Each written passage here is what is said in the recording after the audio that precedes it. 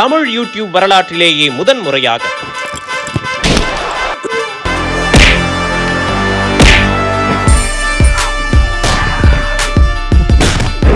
Social மீடியாக்களில் கலக்கிக் கொண்டிருக்கும் 15க்கும் மேற்பட்ட காமெடி பிரபலங்களை வைத்து நடத்தப்பட்ட பிரம்மாண்டமான ரெஸ்லிங் காமெடி ஷோ.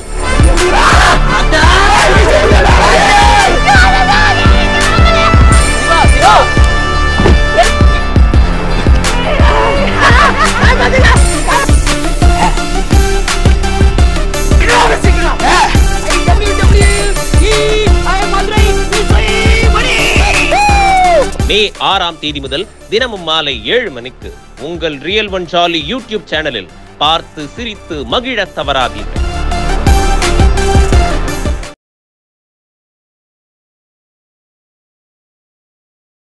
எல்லாரும் உளவுத்துறை ரிப்போர்ட்டுங்கிறாங்க. ஆனந்த விகடன் பத்திரிகையில் பல முக்கியமான மந்திரிகள் ஏவாவலு உட்பட சில பேரை நீக்கிட்டு இளைஞர்களை கொண்டு போகிறாங்கன்றாங்க. மேபி அது கட்சிக்குள்ள கலவரம் நீக்கி வந்தாரா, இல்லை டெல்லியில் ஜாஃபர் சாதிக்கு இப்போ இடி கஸ்டடி எடுத்து அடுத்த வாரம் விசாரிக்க போகிறாங்க.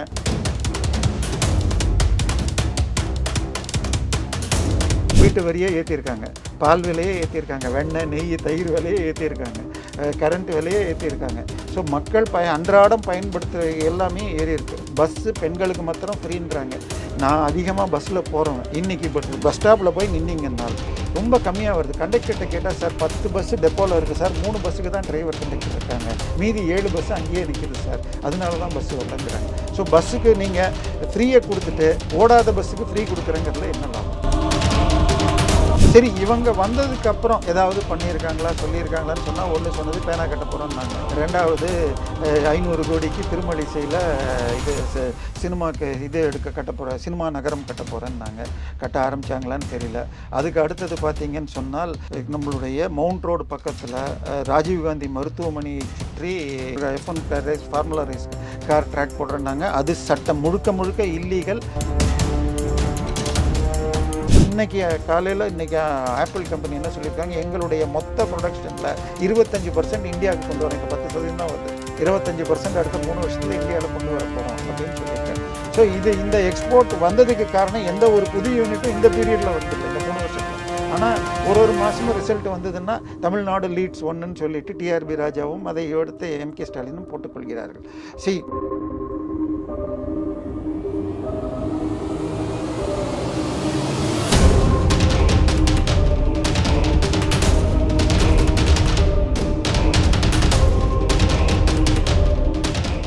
ரியல் ஒன் வாய்ஸ் நேயர்களுக்கு வணக்கம். இன்றைய நேர்காணலுக்காக நம்முடன் இணைகிறார் அரசியல் விமர்சகர் திரு தேவப்பிரியா அவர்கள். வணக்கம் சார். வணக்கம். முதல்வர் ஸ்டாலின் தனது பயணத்தை முடித்துக்கொண்டு அவசரமாக சென்னைக்கு திரும்புகிறார். இதுல என்ன காரணம் சார்? இல்லை, இன்ப சுற்றுலாங்கிறது தவறான வார்த்தை. ஓய்வெடுக்க போயிருக்காருன்னே நம்ம சொல்லுவோம்.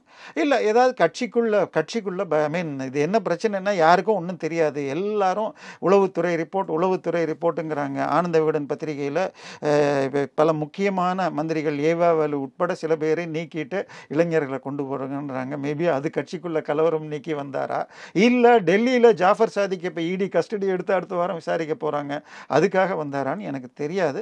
இல்லை, இதில் கிட்டத்தட்ட கோயம்புத்தூரில் ஆயிரக்கணக்கான தென்னை மரங்கள் பஞ்சத்தில் காஞ்சி விழுகுதுன்னு அதுக்கெல்லாம் மாற்று ஏதாவது செய்ய முடியுமான்னு பார்க்கணுமான்னு தெரியல. நிர்வாகத்திற்காக நல்லது செஞ்சால் நல்லது, ஆனால் இந்த மாதிரி பெருவழியெல்லாம் செய்ய வேண்டான்னு தான் நான் கேட்டுக்கிறேன். பாகிஸ்தான் பார்லிமெண்ட்டில் மோடியை புகழ்ந்து பேசியிருக்காங்க. இது எப்படி பார்க்குறீங்க சார்? அதாவது பாகிஸ்தானை பொறுத்த வரைக்கும் அங்கே உண்மையாகவே ஜனநாயகம்னு ஒன்று இருக்கான்னு கேட்டால் கிடையாது. இப்போது நம்ம என்னைக்கு சுதந்திரம் வாங்கினோமோ அன்றைக்கி தான் அவங்க வாங்கினாங்க.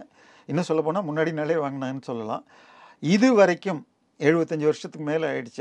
47லேருந்து போட்டிங்கன்னா 77 வருடங்கள் ஆயிடுச்சு. இது ஒரு கவர்மெண்ட் கூட 5 வருஷம் முழுக்க அங்கே கம்ப்ளீட் பண்ணதில்லை. ஸோ இப்போ இம்ரான்கான் கட்சிக்கு ஆதரவு தரும், அதாவது பிரதான எதிர்கட்சின்னு சொன்னால் அங்கே முக்கியமாக 3 கட்சி இருக்குது. ஒன்று பெனாசிர் புட்டோவுடைய பாகிஸ்தான் பீப்புள் பார்ட்டி, இன்னொன்று பஞ்சாப் முஸ்லீம் லீக்னு சொல்லிட்டு அது இவங்களுடையது. இப்போ அந்த கட்சி இந்த ரெண்டும் கூட்டணியாக சேர்ந்து ஆட்சி அமைச்சிருக்காங்க. ஆனால் அவங்கள்ட்டையும் முழுமையான மெஜாரிட்டி இல்லை. மூணாவது கட்சி கிரிக்கெட்டர் இம்ரான்கானுடைய கட்சி. ஆனால் அவங்க கட்சியை நிற்க விடாமல் அவர்கள் எல்லாம் சுயேட்சையாக நின்று, ஆனால் அவங்க தான் அதிகமான சீட்டுகளை நின்னாங்க. இப்போ ஆனால் அவங்களை இம்ரான்கானை சட்டவிரோதமாக கைது செய்து சிறைக்குள்ளேயே ஏதோ ஒரு நீதிமன்றம் நடத்தி அவரை வெளியில் வராத மாதிரி இப்போ அடைச்சி வச்சுருக்காங்க. இப்போ பாராளுமன்றம் நடக்கிறப்ப அவர் கட்சிக்கு ஆதரவு தர இன்னொரு சிறிய கட்சி அவர் என்ன பேசியிருக்காரு, நமக்கு சுதந்திரம் கிடைச்ச அதே நாள் தான் இந்தியாவுக்கும் கிடைச்சிது, நம்ம இன்னைக்கு அந்நிய செலாவணி டாலர் இல்லாமல் $1 பில்லியன், $1 பில்லியன்னா இந்திய ரூபாயில் எடுத்தால் 8,600 கோடிக்காக பிச்சை எடுத்துக்கிட்டு நாடு நாடாக போய் IMF இன்டர்நேஷனல் மானிட்டரி ஃபண்டை கெஞ்சிக்கிட்டு இருக்கிறோம். இந்தியாவை அவர் பன்னாட்டு உலக நாடுகள் போற்றும் வழியில் சக்தி வாய்ந்த நாடாக உருவாக்கிட்டு கிட்டத்தட்ட 660 பில்லியன் 66 பில்லியன், அவங்க 1 பில்லியனுக்கு கெஞ்சுறாங்க, நம்ம 666 பில்லியன் ரிசர்வ் வச்சிருக்கிறோம். இந்த நிலைக்கு கொண்டு போயிட்டார். இதற்கு காரணம் இங்கே இராணுவம் நம்மை கட்டுப்படுத்தி கொண்டிருக்கிறது. போன தேர்தலே முறைகேடு பண்ணி ஒழுங்காக ரிசல்ட் கொடுக்கல, இப்போ நடந்த தேர்தல் முழுக்க முறைகேடு. பாகிஸ்தான் அழிவிற்கு காரணம் ஜனநாயகம் இல்லைன்னு அவர் பேசியிருக்கார். இது ஒரு பக்கம்னு பார்த்தால் அதே பாகிஸ்தான் பார்லிமெண்ட்டில் சிந்தை சேர்ந்த இன்னொரு பார்லிமெண்டேரியன், அவர் ஹிந்து அவர் என்ன சொல்லியிருக்காருன்னா, சிந்த் மாகாணத்தில் வசிக்கும் ஹிந்து குழந்தை பெண்களை கடத்திட்டு போய் கட்டாய திருமணம் செய்து முஸ்லீமாக மதம் மாற்றுகிறார்கள். இது குரான் சட்டத்துப்படியும் தப்பு, பாகிஸ்தானுடைய அரசியல் சட்டப்படியும் தப்பு. ஆனால் வருடத்திற்கு 1000 பெண் குழந்தைகள் கடத்தப்பட்டிருக்காங்க. அவர் இன்னும் ரொம்ப மோசமான வார்த்தைகள்லாம் சொல்லியிருப்பார் அந்த கடத்தவர்களை பற்றி. அதில் ஒரு பர்டிகுலர் குழந்தையை பற்றி சொல்லி 6 வயது குழந்தை கடத்தப்பட்டு 2 வருஷம் ஆச்சு, இன்னும் யார் மேலேயும் ஆக்ஷன் எடுக்கலை. இந்த போலீஸும் அந்த கேவலமான ஜந்துக்களோட சேர்ந்துக்கிட்டு இருக்கு, இதை தடை பண்ணணும் அப்படின்னு பேசியிருக்கார். மோடியுடைய ஆட்சி எல்லோரும் உலகம் ஃபுல்லாக போற்றிருக்கு. இன்னும் சொல்ல போனால் அரபு நாடுகள், சவுதி அரேபியா, UAE, எகிப்து, இந்த மாதிரி நாடுகள் எல்லாம் அவர்களுக்கு அந்த நாட்டு பாரத் ரத்னாக்கு ஈடான ரஷ்யா, பிரான்ஸ், எல்லா நாடுகளும் அவர்கள் நாட்டின் உச்சகட்டமான பாரத் ரத்னாக்கு ஈடான விருதுகள் கொடுத்துருக்காங்க. ஆனால் இங்கே இந்தியாவில் நம்ம மாற்றி பேசுகிறோம். நம்ம தமிழ்நாட்டில் இதுலேயும் இங்கே இருக்கிற ஈகோ சிஸ்டம் எதுனாலும் மோடி எதிர்ப்புன்னு சொல்லி பேசினா தான் சேனல்களில் டிவி சேனல்களில் பேச முடியுது. யூடியூப்லேயும் பெருவாரான சேனல்கள் காசு வாங்கி கொண்டு அந்த மாதிரி செயல்படுறாங்க. சரி, கொஞ்சம் ஒருத்தர் திமுகவை எதிர்த்தார்னால் என்ன ஆகுதுன்னு பார்த்தால் சவுக்கு இன்னைக்கு கைதாகிருக்கார். அவர் கூட்டிகிட்டு வர்றப்ப ஆக்சிடென்ட் ஆகி இன்னைக்கு ஹாஸ்பிட்டலில் சேர்த்துருக்காங்கன்னு வரைக்கும் செய்தி போகுது. ஸோ இந்த வேற மோடியை பற்றி தினந்தோறும் காலை முதல் மாலை வரை எல்லாரும் இங்கே திட்டிகிட்டு இருக்கிறோம், யாரும் கைதாகலை. இன்னும் சொல்ல போனால் ஆளுநரை பற்றி அவன் இவன்னு சொல்லி நம்ம முதலமைச்சர் ஒரு மீட்டிங்கில் பேசினார். இதுக்கு முறை தவறி சபைக்கு மரியாதை இல்லாமல் ஆளுநரையும் பிரதமரையும் பேசுகிறாங்க. தமிழ்நாட்டோட நிலைமை எப்படி இருக்குன்னு உங்களுக்கு தெரியும். இப்போ திமுகவோட 3 ஆண்டு ஆட்சியாளர் எப்படி பார்க்குறீங்க சார்? 3 ஆண்டு ஆட்சியில் என்ன பண்ணியிருக்காங்கன்னு எனக்கு தெரியல பெரிதாக. ஏன்னா இப்போ சில பில்டிங்ஸ் எல்லாம் முடித்தா மாதிரி அப்பப்போ ஃபோட்டோ வருதுனால், இன்றைக்கி ஒரு பில்டிங் கட்டணும்னா 18 மாதம் வேணும். பெரிய பில்டிங் கட்டணும்னா அது பிளான் ஆகி அப்ரூவல் ஆகி வர்றதுக்கு 2 வருஷம் ஆகும். ஸோ இன்றைக்கி முடிக்கிறதெல்லாம் பெரும்பாலானவை இன்க்ளூடிங் கிளாம்பாக்கம் பஸ் ஸ்டாண்ட் உட்பட எல்லாத்தையும் பிளான் பண்ணது போன ஆட்சியில் தான்.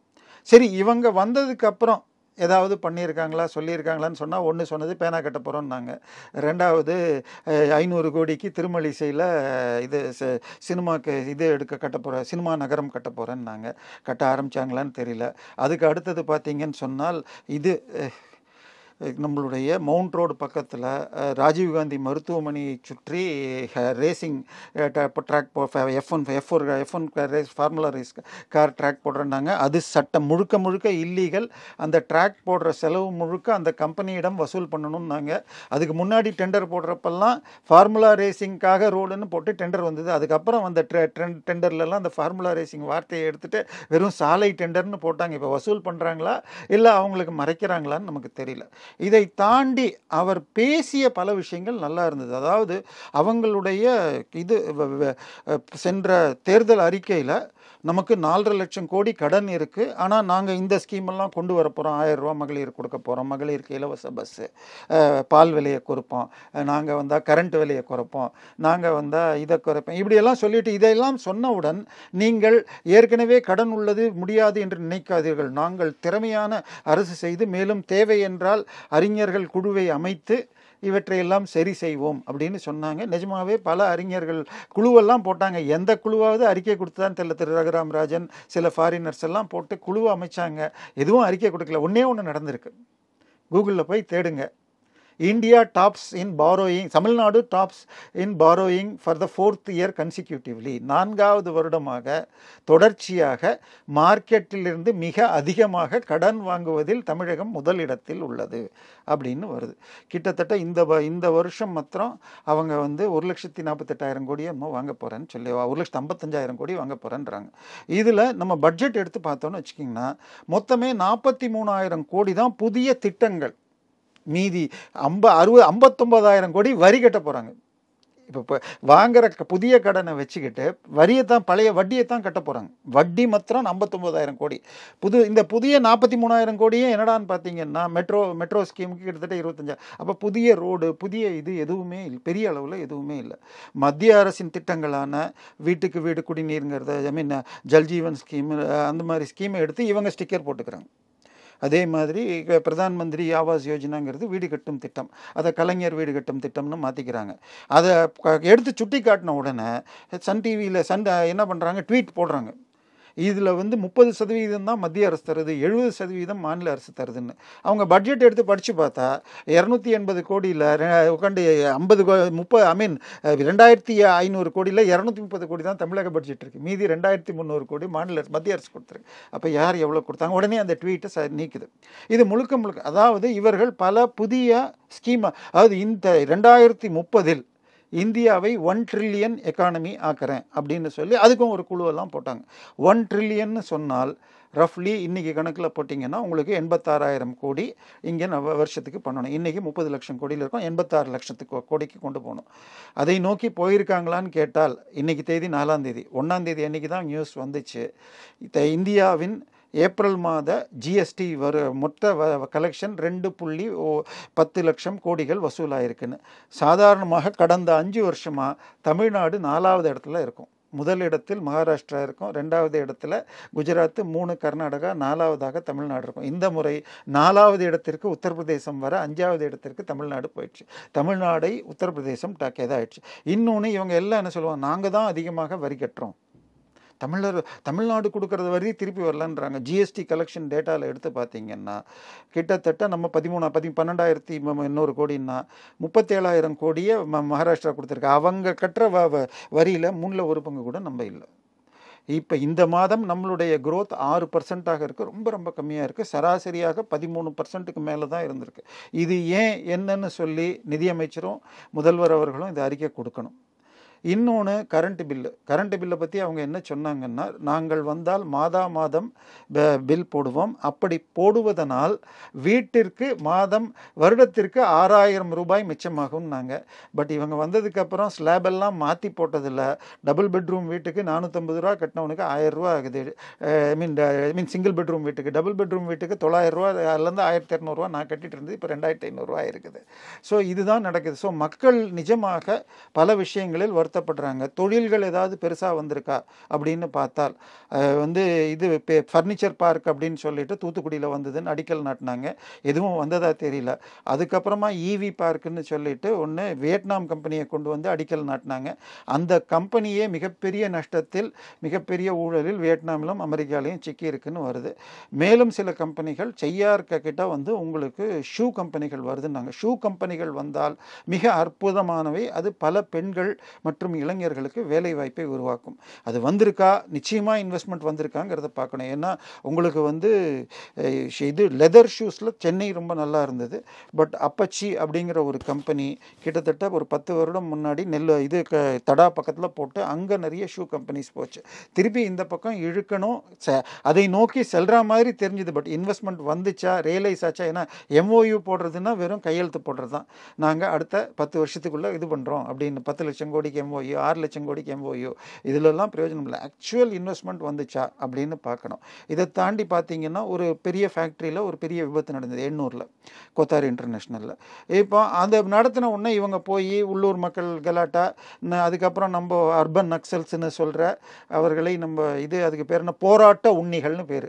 அவங்க போராட்டம் பண்ணால் அவங்களுக்கு துட்டு வரும், வெளிநாட்டு என்ஜிஓஸ் காசு கொடுக்க. அதுக்காக அவங்க போராட்டம் பண்ண இப்போ அந்த கம்பெனி 1000 கோடி ரூபாய்க்கு இன்னொரு ஃபேக்ட்ரியை காக்கிநாடாவில் கொண்டு வருகிறது. இப்போ எண்ணூரில் வந்திருந்தால் எத்தனை பேருக்கு வேலை கிடச்சிருக்கணும்? ஸ்டெர்லைட் கம்பெனி மூடி இருக்கு. சரியா? ஸ்டெர்லைட் மூடி இத்தனை வருஷம் ஆகியும் அங்கே இருக்கிற காற்று மாசில் சல்ஃபர் டை ஆக்சைடு குறையலை. இப்போ அந்த கம்பெனினால அது இல்லை. ஆச்சா? இப்போ அது தெளிவாக இருக்குது. இப்போ இவங்க அந்த 1 ட்ரில்லியன் எக்கானமியில் இவங்க கொடுத்துருக்கிறதுல நாங்கள் 7 பில்லியனுக்கு புதிய கெமிக்கல் இண்டஸ்ட்ரி வரும்னு இருக்காங்க. 7 பில்லியன்னா கிட்டத்தட்ட 56,000 கோடிக்கு புது ஃபேக்ட்ரி வரும். இருக்கிற ஃபேக்ட்ரியை முடியாச்சு. தமிழகம் வேகமாக வளரும் நாடு. இதில் மிக அற்புதமாக நமக்கு புதிய புதிய ஸ்கீம்ஸை பிளான் பண்ணி கொண்டு வந்துட்டுருக்குறோம். ஆனால் ஒரு ஸ்டேட்டோட இன்னொரு ஸ்டேட்டு போட்டி போடும், அதில் சந்தேகமே இல்லை. நீங்கள் ஒரு கம்பெனியை கொண்டு வந்து இந்த கம்பெனியை கொண்டு வரேன்னு ட்ரை பண்ணிங்கன்னா அங்கேருந்து ஆந்திரா முதலமைச்சர் போய் கொண்டு போவார். ஒன்றும் இல்லை, கீடெக்ஸ்னு ஒரு கம்பெனிங்க, அவங்க பேப்பரில் அறிக்கை விடுறாங்க, நாங்கள் 3000 கோடிக்கு, அவங்க பனியன் பண்ணுறவங்க, எக்ஸ்போர்ட்டும் பண்ணுறவங்க, நாங்கள் 3000 கோடிக்கு புதிய கம்பெனிகளை அடுத்த 3 வருடத்தில் இன்வெஸ்ட் பண்ணிக்கிறோம்னு அறிக்கை விடுறாங்க. கீடெக்ஸ்னால் யாருன்னே தெரியாது தெலுங்கானாவை பொறுத்த வரைக்கும். அவங்களுக்கு இதில் கேரளாவில் ஃபேக்ட்ரி இருக்குது, இங்கே கரூரில் இருக்குது. கரூருக்கு தான் வந்திருக்கணும், கேரளா வேண்டாம், அங்கே இந்த அட்மாஸ்பியர் சரியில்லைன்னு அந்த அறிக்கையிலேயே அவங்க சொல்லியிருக்காங்க. கேரளாவில் எங்களால் தொடர்ந்து தொழில் நிறுத்த முடியவில்லை, எங்களுடைய ஃபர்தர் எக்ஸ்பான்ஷன்ஸ் மற்ற ஸ்டேட்டுக்கு போகும் 3000 கோடி வரைன்னு. தமிழ்நாடு தூங்கிட்டு இருக்கிற நேரத்தில் கொரோனாவுடைய பீக் டயத்தில் அன்றைக்கி கேசிஆருடைய மகன் கேடிஆர் அவர்கள் அவருடைய பிஏவை கொடுத்துட்டு இந்த கீடெக்ஸ்னா யார், அந்த கம்பெனி ஓனரை கண்டுபிடின்னு அவர் கூகுளெலாம் போய் தேடி அந்த கம்பெனி டைரக்டரை பிடிக்க, சார் நாங்கள் அடுத்த வாரம் வரோம், இப்போல்லாம் வந்தோன்னு சொன்னால் 10 நாளைக்கு இது தனியாக, நீங்கள் ஃப்ளைட்டில் வந்தீங்கன்னா 10 நாளைக்கு இது தனியாக ஒதுங்கணும், அதுக்கப்புறம் தான் உங்களை மீட் பண்ணணும், உங்களை மீட் பண்ணிவிட்டு திருப்பி இங்கே வந்தால் நாங்கள் 10 நாள் போக முடியாது. இதெல்லாம் கமர்ஷியல் ஃப்ளைட்டில் எல்லாரோடு சேர்ந்து போனால் தான். நான் தனியாக எங்களுடைய ஸ்பெஷல் பிளேன் அனுப்புகிறேன் தெலுங்கானா முதல்வருக்குள்ளதுன்னு அப்படி கூப்பிட்டு அந்த கொரோனா பீரியட்லேயே அந்த இன்வெஸ்ட்மெண்ட்டை அவர் வாங்கினார். ஸோ இப்போ அதே மாதிரி ஈவின்னு எலக்ட்ரானிக் எலக்ட்ரானிக் வெஹிக்கிள்ஸ், நம்ம எலக்ட்ரிக் வெஹிக்கிள்ஸில் தமிழகம் என்பது மிக உச்சமான டெக்னாலஜியை கொண்டது. கோயம்புத்தூரில் ஏத்தர் ஸ்கூட்டர்ஸ் அங்கே தான் பண்ணுறாங்க. ஓலா பெங்களூர் பக்கத்தில் இருக்குங்கிறதுனால ஹொசூர் கார்களை கிருஷ்ணகிரிகிட்ட வந்திருக்காங்க. ஆனால் மற்ற பெரிய இன்வெஸ்ட்மெண்ட்ஸ் எதுவும் இங்கே வந்த மாதிரி தெரில. ஈவியை டார்கெட் பண்ணி பேட்டரி மேனுஃபேக்சரிங்லேயும் 1-2 யூனிட்ஸ் நோக்கியாக ஆரம்பிச்சிருக்கிற யூனிட் இருக்குது. ஈவி ஒன்றையும் மொபைல் ஒன்றையும் ஸ்பெஷலாக டார்கெட் பண்ணி பண்ணால் நிறைய வேலை வாய்ப்புகள் இங்கே உருவாகும். ஆனால் எக்ஸ்போர்ட் அதிகமாக இருக்குது. ஏன்னா நம்மளுடைய மேட் இன் இண்டியா ஸ்கீமில் மொபைல் கம்பெனிஸ் இன்றைக்கி ஆப்பிள் கம்பெனி என்ன சொல்லியிருக்காங்க, எங்களுடைய மொத்த ப்ரொடக்ஷனில் 25% இந்தியாவுக்கு கொண்டு வரேன். இப்போ 10% தான் வருது, 25% அடுத்த 3 வருஷத்தில் இந்தியாவில் கொண்டு வர போகிறோம் அப்படின்னு சொல்லியிருக்காரு. ஸோ இந்த எக்ஸ்போர்ட் வந்ததுக்கு காரணம் எந்த ஒரு புது யூனிட்டும் இந்த பீரியடில் வந்துடல, இந்த 3 வருஷத்தில். ஆனால் ஒரு மாதமும் ரிசல்ட் வந்ததுன்னா தமிழ்நாடு லீட்ஸ் 1ன்னு சொல்லிட்டு டிஆர்பி ராஜாவும் அதை எடுத்து எம்கே ஸ்டாலினும் போட்டுக்கொள்கிறார்கள். நிச்சயமாக கம்பெனிகள் வளரணும். நீங்கள் உங்களுடைய பேச்சுகளில் கம்பெனிகள் வரவேற்கிறீர்கள், ஆனால் செயல்பாட்டில் இருக்கான்னு சொன்னால் இல்லை. அடுத்தது கோவில்கள் நிர்வாகம் கிட்டத்தட்ட பக்தர்கள் வருந்தும் நிலையில் தான் இருக்குது. நேற்றைக்கு முந்தானைக்கு கூட பார்த்தீங்கன்னு சொன்னால் உட்காந்து இது ஜாதி சண்டை வந்துச்சு, கோயிலை மூடணும் அப்படின்னு வருது. அங்கே போய் விசாரித்தா அது நடந்த ஊர் வேற, சண்டை போட்டது பக்கத்து ஊரை சேர்ந்த வேற சிலர். இது திமுகவோடு கூட்டணியில் இருக்கிற ஒரு ஜாதி கட்சியினர் வேண்டுமென்றே பண்ணுற மாதிரி இருக்குது. அடுத்தது பார்த்தீங்கன்னு வச்சுக்கோங்க, தஞ்சாவூரில் ஒரு ஊரில் தேர் போகிறப்ப எலக்ட்ரிக் ஷாக் வந்து சில பேருக்கு காயம் மரணமே இருந்தது. அதுக்கு உடனே இன்னொரு கோயிலில் தேர் நடத்தினா கூடாதுன்னு சொல்லி HRNC கமிஷனரும் போலீஸும் சொல்கிறாங்க.